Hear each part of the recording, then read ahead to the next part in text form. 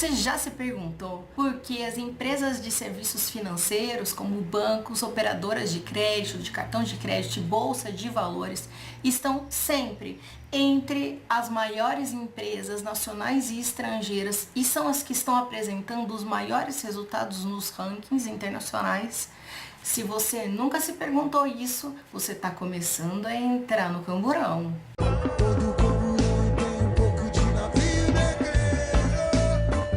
Antes da gente começar, eu quero te mostrar alguns dados.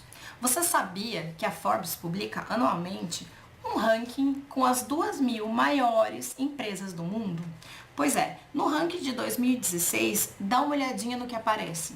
Das 10 maiores empresas do mundo, 7 são empresas de serviços financeiros. E o mais interessante de tudo, e eu vou explicar mais pra frente, as 3 primeiras colocações são bancos chineses. A gente tem aí 3 bancos chineses, um conglomerado que explora também serviços financeiros. A gente tem uma empresa de finanças e seguros, um outro banco chinês e na 7ª colocação uma empresa de serviços financeiros. Depois a gente tem a Apple, a Exxon e a Toyota fechando a lista das 10 maiores empresas do mundo. No Brasil, o ranking de 2016 trouxe de 10 empresas, 4 são empresas do setor financeiro, o que explica o fato de as maiores empresas do mundo, destacadamente em países não desenvolvidos, como é o caso da China e do Brasil, serem do setor financeiro. Para tentar explicar isso, eu vou usar 2 teorias que se complementam. Uma é a teoria do capitalismo dependente, do Florestan Fernandes, e a outra é a teoria do imperialismo, do Lenin. Como vocês sabem, o Florestan Fernandes foi um intelectual de esquerda vinculado ao PT e uma das maiores preocupações dele era explicar a questão da dominância da burguesia brasileira sobre o restante da população. Uma das interesses do Florestan Fernandes era tentar explicar o porquê os trabalhadores brasileiros e os trabalhadores em geral, não desenvolvidas, são mais explorados do que os trabalhadores desenvolvidos. Para responder essa pergunta, o Florestan vai começar negando uma ideia de desenvolvimento desigual entre os países. Na verdade, ele nega que os países sejam de fato os responsáveis pelo subdesenvolvimento. Ele vai colocar toda a responsabilidade nas mãos do próprio capitalismo. Ele vai dizer que a desigualdade entre os países não é por questão de atraso de uns em relação ao processo do que outros. Ele vai dizer sim que existe uma estrutura, uma sistemática muito particular do capitalismo e que, de um lado, tem uma determinada figura que está muito ligada com os países desenvolvidos e uma determinada outra forma de realização do capitalismo que está ligada com os países que não estão desenvolvidos, né? Países não desenvolvidos. Ele vai usar isso, essa leitura, para explicar, né? Para subsidiar a ideia de capitalismo dependente que ele defende.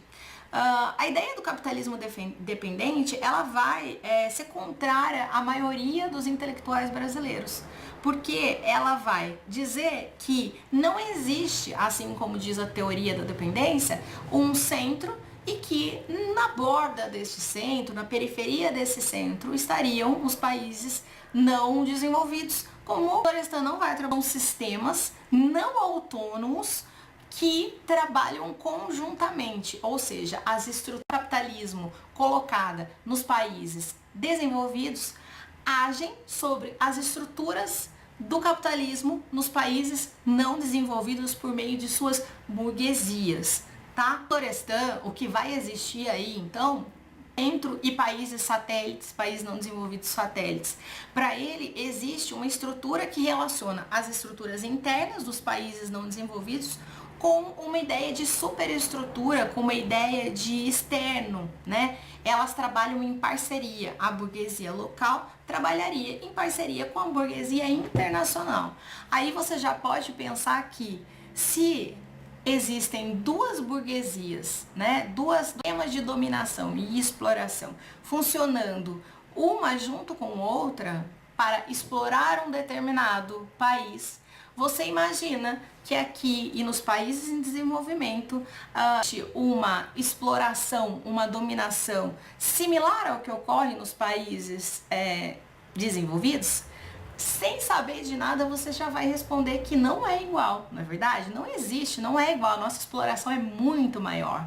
Porque esse lucro da burguesia local tem que ser dividido com a burguesia internacional que subsidia e legitima essa burguesia interna no poder, certo? Florestan, no capitalismo dependente existe uma especificidade desse capitalismo e ele diz o seguinte: o que acontece nesses países, né?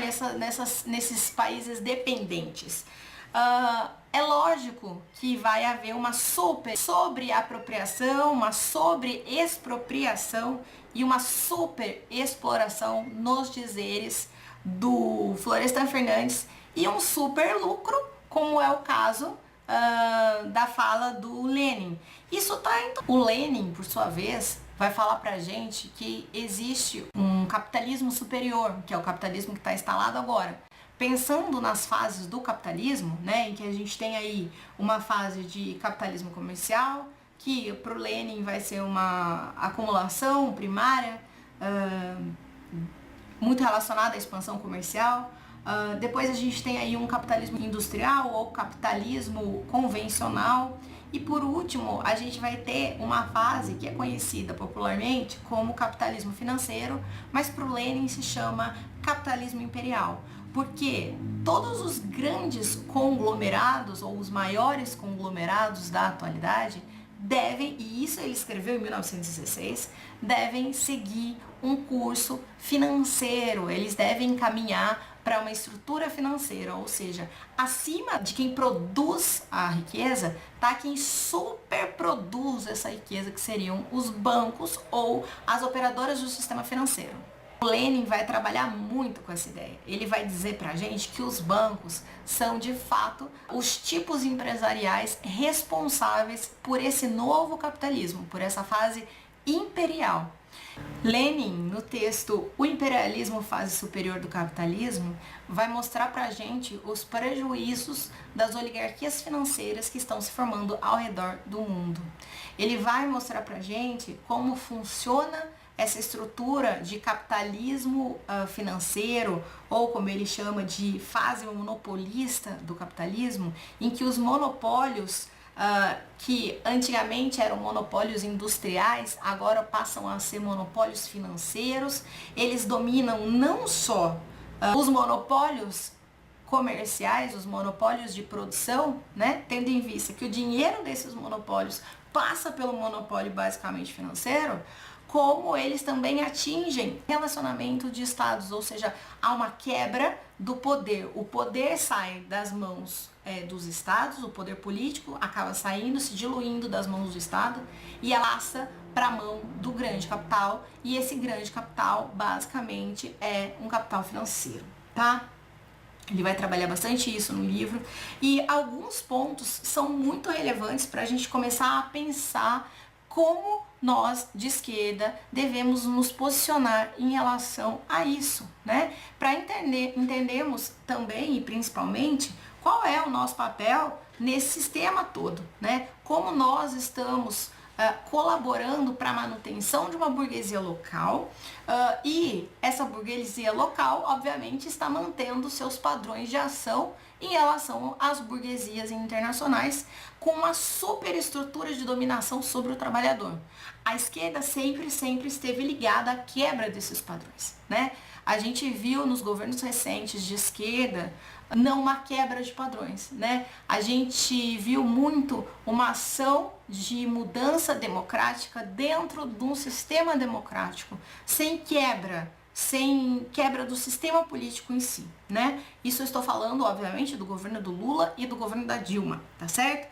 Mas o ponto que o Lenin coloca aqui pra gente, que também é ponto de debate dentro do Florestan Fernandes, é a questão do poder político, né? Tendo em vista que a gente já entendeu que o capitalismo é uma estrutura que subjuga inclusive os poderes estatais, ou seja, ele age por meio do Estado, das estruturas de Estado, como pensar num governo de esquerda que barre isso, tendo em vista que a gente tem uma frouxidão enorme, principalmente atualmente no Brasil, a gente tem um sistema financeiro, a exploração do uso do empréstimo, do crédito para a população, a gente tem uma super taxa de juros, a oficial e a paralela, para uso de crédito de maneira geral pelos bancos, né? E os bancos acabam sendo os que vão receber todo o financeiro, inclusive do Estado, passa pela mão dos bancos,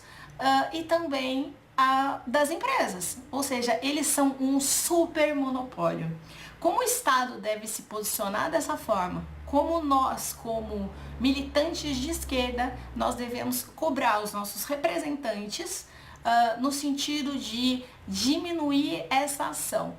Por quê? Se a gente diminuir e conseguir diminuir a ação do capitalismo dessa forma, de capitalismo dependente, sistemático dessa forma, a gente conseguiria, de certa forma, alterar a estrutura do capitalismo internacional e passar, talvez, a sermos um país desenvolvido. Mantendo as estruturas da maneira como elas estão, vocês concordam comigo que é quase impossível a gente pensar em alguma alteração do nosso ponto de vista no cenário internacional, porque a gente vai continuar mantendo. Tudo o que a direita no Brasil faz é para manter, necessariamente, para manter a estrutura de poder como ela está, e o capitalismo como ela se apresenta, porque ela está lucrando, ela está super lucrando, como diria Lenin, às custas do trabalhador e das empresas menores, certo? Basicamente é isso, tá? Algumas considerações em relação ao processo que se fazem necessários, ao processo de transformação conforme eu estou propondo, né?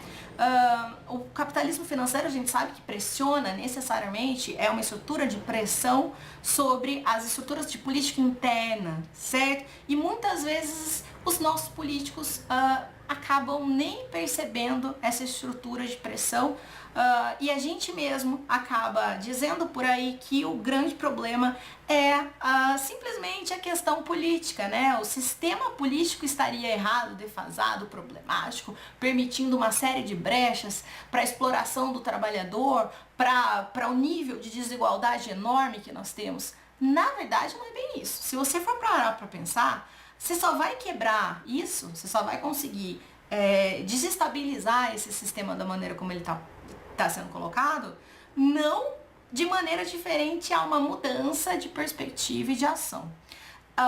Fernandes vai mostrar pra gente duas formas de ação que está presente em Lenin, está presente no Marx. A gente tem outros teóricos, o próprio Caio Prado Júnior, eles vão trabalhar com dois tipos de alteração na ordem, né? Seria uma revolução dentro da ordem, que era mais ou menos o plano que o PT estava executando, só que pressionado, obviamente, por esse capital, né, por essa burguesia, que obviamente faz uma pressão muito grande, nós erramos, né, o PT errou, eu não falo nós porque não sou ligada ao PT, mas o PT errou enquanto esquerda, e aí sim ele me representa, o PT errou em se deixar levar, né, de certa forma, porque hoje está sentindo isso na própria carne. Só que, pessoal, eu quero fazer uma colocação para o pessoal do PT, exclusivamente. Nós, ou melhor, nós de esquerda, principalmente o PT, não deveríamos, penso eu, atacar o PT. Por quê? Né? O PT, ele escolheu, aparentemente, não sei, não dentro da ordem, promovendo alteração na educação, melhoria e ampliação dos direitos do trabalhador, tentando iniciar reformas tributárias, educacionais, enfim, uma série de pequenas ações dentro da estrutura democrática para alterá-la, né? De certa forma alterá-la. E o fluxo, né? A opção não foi por uma quebra da estrutura, a opção foi por uma manutenção do sistema como ele está e como é o sistema hoje. O sistema é um sistema capitalista, de capitalismo dependente, somos parte de uma estrutura, então não teria como a gente quebrar. O que aconteceu foi que nós de esquerda achamos que iríamos ter uma verdadeira revolução socialista e que ela de fato não aconteceu. E que a postura do PT no poder seria diferente numa estrutura de capitalismo dependente, diferente da qual foi. Impossível isso acontecer, minha gente. Impossível. Algumas ações deveriam ter sido tomadas para estancar os problemas conforme eles foram acontecendo, principalmente os problemas relacionados à corrupção. A corrupção não é um problema de sistema de governo, a corrupção é um problema social, mas muito mais é um problema do capitalismo dependente. Necessariamente é um problema de capitalismo dependente. Isso tá no Floresta. Quando a gente opta dentro de uma estrutura de capitalismo dependente, no qual a gente tem uma burguesia amplamente comprometida, não com os interesses do país, mas com os interesses internacionais, a gente vai ter um problema substancial em aplicar a revolução dentro da ordem, porque vai aparecer para os membros desse grupo, ou seja, para os membros de esquerda, e muito mais sensivelmente para os membros de direita, que obviamente são contrários às nossas formas de pensar e de entender o mundo, vai parecer que é mais do mesmo, ou é pior do que o que já estava, como a gente está deixando isso acontecer. O meu chamamento final aqui é para que a gente se conscientize de que erros aconteceram nos governos do PT, sim, poderiam ter tido uma gestão desses riscos, desses problemas, que poderiam ser esperados, tendo em vista que a gente já sabe dessa teoria de capitalismo independente há muito tempo, que eles poderiam acontecer e que deveriam ter sido estancados.